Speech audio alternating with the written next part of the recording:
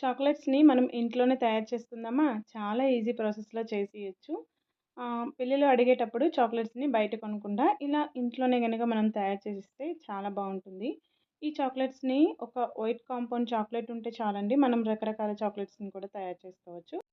Hello అండి. నమస్తే. Welcome back to my channel. అందరూ బావుండాలని మనస్ఫూర్తిగా కోరుకుంటూ నేను మీ జానుని. ఇలా మనకి వైట్ కాంపౌండ్ చాక్లెట్ అనేది బయట దొరుకుతుందండి. White chocolate. దాన్నైతే మనం తెచ్చుకుంటే గనక ఆన్‌లైన్‌లో కూడా ఇది దొరుకుతుంది. ఆన్‌లైన్‌లో కూడా తీసుకోవచ్చు.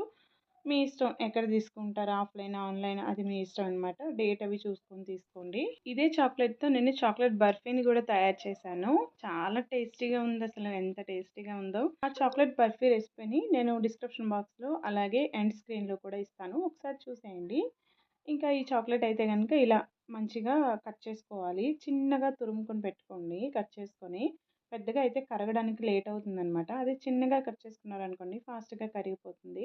ఇలా కట్ చేసుకొని పక్కన పెట్టుకున్నాక ఇప్పుడు నేను మీకు చాక్లెట్ మౌల్డ్‌ని చూపిస్తున్నాను. ఇలా చాక్లెట్ మౌల్డ్స్ అనేవి మనకి ఆన్‌లైన్‌లో దొరుకుతాయి. అండ్ ఆఫ్‌లైన్‌లో కూడా దొరుకుతాయండి. మీ ఇష్టం అనమాట. మీకు ఎలా అవైలబుల్‌గా ఉంటే అలా తీసుకోండి. ఇవైతే కొంచెం తక్కువ రేట్‌లోనే ఉంటాయండి. చూసుకొని తీసుకోవాలనమాట. మనకి ఏది కావాలంటే అది ఉంటుందనమాట.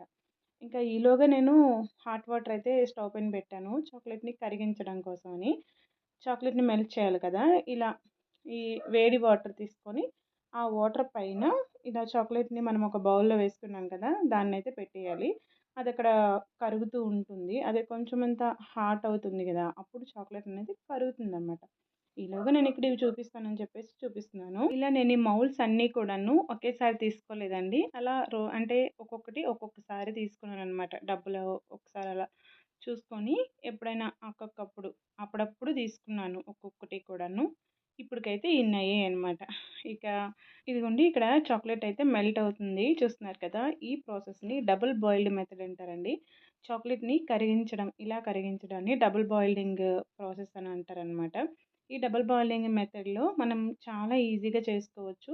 చాక్లెట్ అనేది కరిగిపోతుంది. చూసారు కదా! అక్కడ హాట్ వాటర్ అనేది మనం ఈ చాక్లెట్ ఉంది కదా! ఆ బౌల్‌కి హాట్ వాటర్ తగలకూడదు. ఓన్లీ ఆవిరి మాత్రమే రావాలనమాట.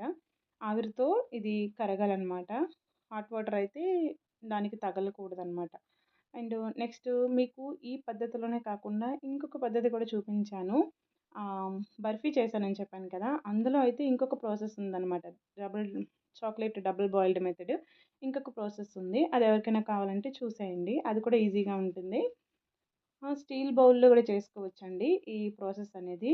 నాకిక్కడ అవైలబుల్‌గా ఉందని చేస్తున్నాను. అప్పుడైతే ఫస్ట్‌లో అయితే నేను స్టీల్ బౌల్‌లోనే చేశాను. ఇప్పుడైతే ఇవి తీసుకున్నాను. దీనిలో చేసుకుంటున్నాననమాట. ఇలా చాక్లెట్‌నయితే మంచిగా మెల్ట్ చేసుకోవాలి. డార్క్ చాక్లెట్ అయితే తొందరగా కరిగిపోతుందండి. వైట్ చాక్లెట్ అయితే తొందరగా కరగదనమాట. కొంచెం టైం పడుతుంది. మన చేతులు కొంచెం నొప్పెడతాయి, విసుగొస్తుంది. ఫటాఫట అంటే ఎక్కువ ఫాస్ట్‌గా కలుపుతూ ఉండాలి. అప్పుడది కరుగుతుందనమాట ఆ వేడికి. అలా చూసుకుంటూ కరిగించుకోండి. ఇలా కరిగిపోయిన చాక్లెట్‌ని మనకిష్టమైన మౌల్డ్‌లో వేసుకోవాలి. అంటే షేప్స్ అనమాట.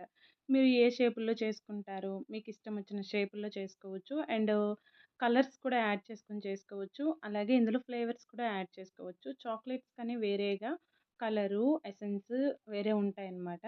సో, దాన్ని తీసుకొచ్చి మీరు యాడ్ చేసుకుంటే మీకు బావుంటుంది. అంటే ఇంకా కలర్‌ఫుల్‌గా నెక్స్ట్ ఫ్లేవరబుల్‌గా అలా ఉంటుందన్నమాట.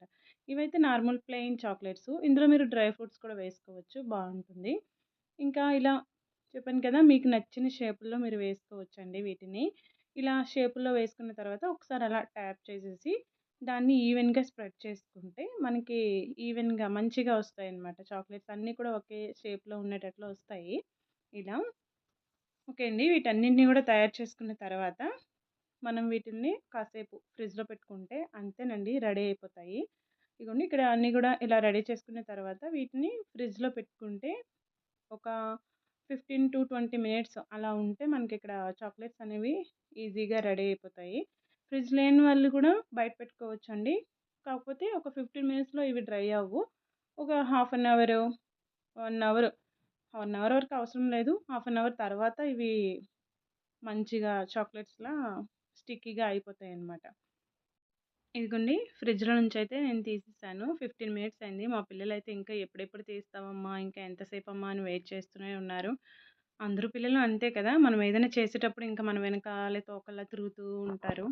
అది ఎప్పటికవుతుందా? వాళ్ళకెప్పటికిస్తామా? వాళ్ళెప్పుడు తింటారా? అని ఎదురు చూస్తుంటారనమాట. ఇదిగోండి ఇక్కడైతే ఇలా అన్నీ గూడా మరింకెందుకని వాళ్ళతోనే రిమూవ్ చేయిస్తున్నాను. ఇవి ఈజీగా రిమూవ్ అయిపోతాయి. సిలికాన్ మౌల్డ్‌లు కదా! ఈజీగానే అయిపోతాయి. అండ్ ప్లాస్టిక్‌వి కూడా ఉంటాయండి ఇలా చాక్లెట్ మౌల్డ్‌లనేవి. మీకేది అవైలబుల్‌గా పీవీసీ అంటారనమాట వాటిని. అవి గూడా ఉంటాయి ప్లాస్టిక్కుల్లో. అవి కూడా దొరుకుతాయి. మీకేది కావాలంటే అవి తీసుకోవచ్చనమాట. ఇదిగోండి ఇక్కడైతే నేను అన్నీ కూడా ఇలా రిమూవ్ చేసుకున్నాను చాక్లెట్స్ అన్నీ కూడా. ఇదిగోండి చాలా బావున్నాయి. చాలా టేస్టీగా ఉంటాయండి చాక్లెట్స్. మనం అంటే బయట చాలా డబ్బులు పెట్టి కొంటూ ఉంటాం కదా! డబ్బులిచ్చి మరీ మనం అనారోగ్యాన్ని కొని తెచ్చుకుంటున్నాము అన్నట్లుంటుందనమాట. ఏదైనా సరే బయట ఏది తీసుకున్నా అలానే ఉంటుంది. మనం ఇంట్లోనే కొంచెమంత టైం పెట్టి గనక మనం ఇలా ఇంట్లోనే తయారు చేసుకుంటే, మనం పిల్లలకి హెల్తీగా ఉంచుకునే వాళ్ళమవుతాము. ఓకే అండి. ఈ వీడియో మీకు నచ్చిందా? నచ్చిందనుకుంటున్నాను. నచ్చితే గనక ప్లీజ్ అండి ఒక లైక్ చేయండి, షేర్ చేయండి, కామెంట్ చేయండి.